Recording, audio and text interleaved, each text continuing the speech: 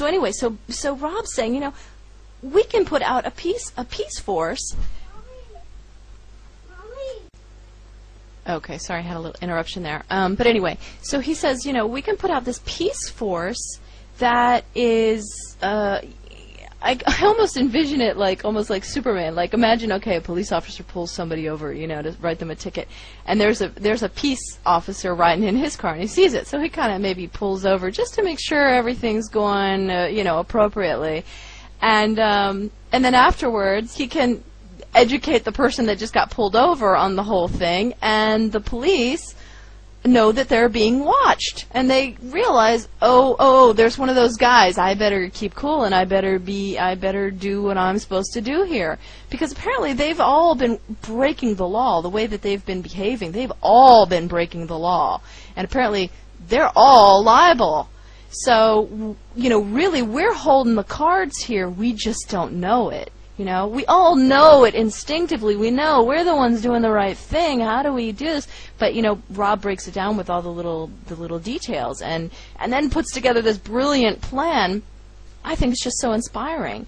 And I'm like, okay, I'd be one of these, you know. Sure, I go through a little course in understanding how it all works, and yeah, I'd love to be one of these. And I would hope, I mean, I don't even know what the age limit is. Maybe you only have to be 16 to be one of these. I could see a bunch of people that want their country back would volunteer for this, you know, rather than getting, you know, and this saves you from being drafted into a war. They can't draft a free man, right?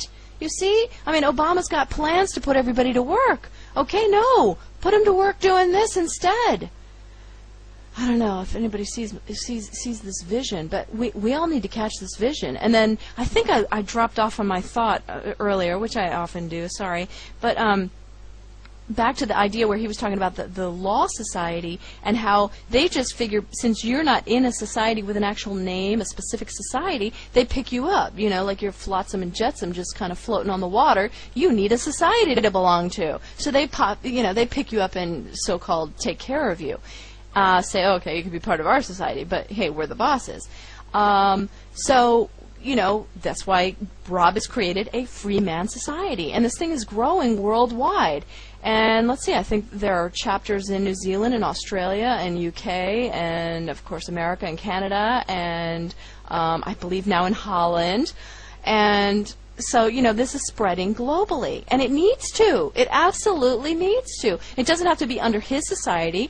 You know, you can start your own little society, but, you know, you got to come up with a little name, and I wanted to ask him that, too. You know, how easy is it to just create a little society? You know, he puts up, like, they create their own little ID cards, which are not government cards. They're just, you know, just for fun, just so, you know, when a cop ask you for an ID. You don't have to get into a huge confrontation. You can almost more engage him into a conversation, a little learning experience for him. It's a much nicer way to go about it, and that's what I love about, you know, Rob's approach. He's a funny guy, and he says, you know, if we're going to take on this status of free man, you know, under God's laws, we have to take on a serious responsibility, and that means we have to, you know, conduct ourselves in the highest moral character.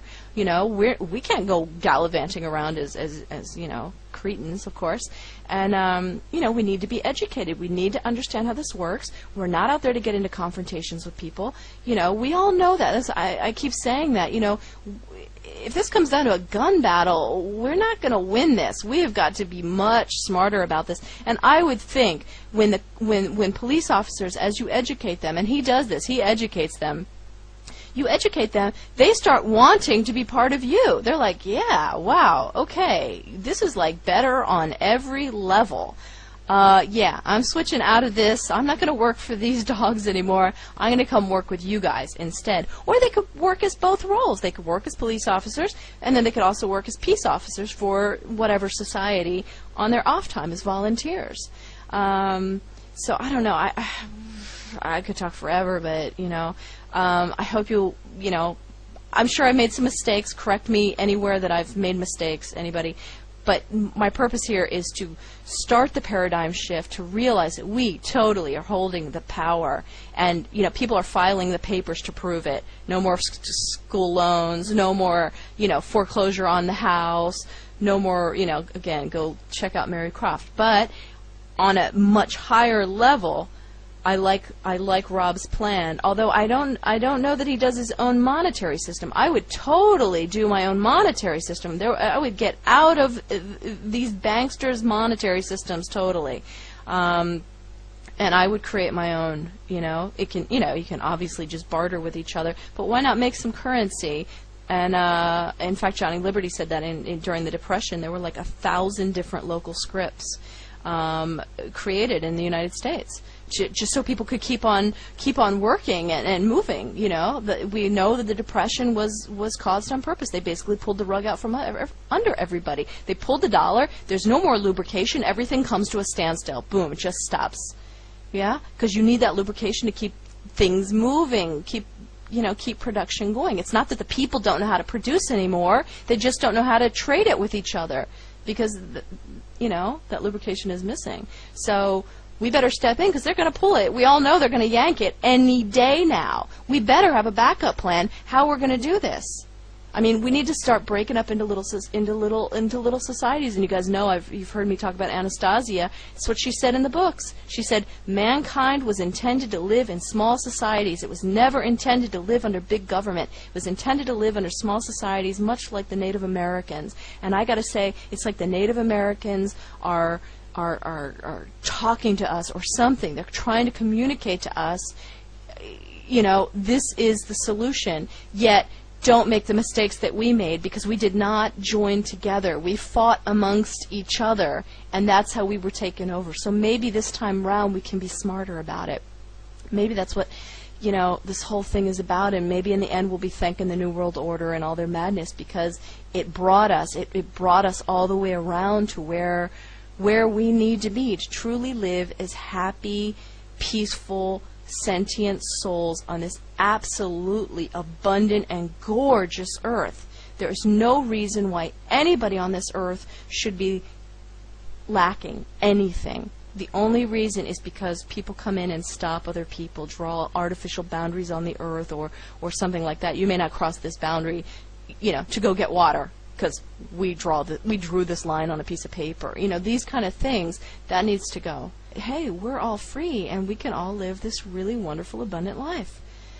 I don't know. It's my vision. I hope you guys go do some research, and we got to make this happen some way, one way or another. We got to just start making little societies, little eco-village societies, whatever. That's the solution. So I'm all about solutions. Okay, have a wonderful day. Please go research this and totally empower yourself. Expect things to just pop off in your mind like you just didn't know. Okay. All right. Bye. Peace. Rocking and a rolling, swishing and a splashing over the horizon. What can it be? Looks like it's going to be a free country.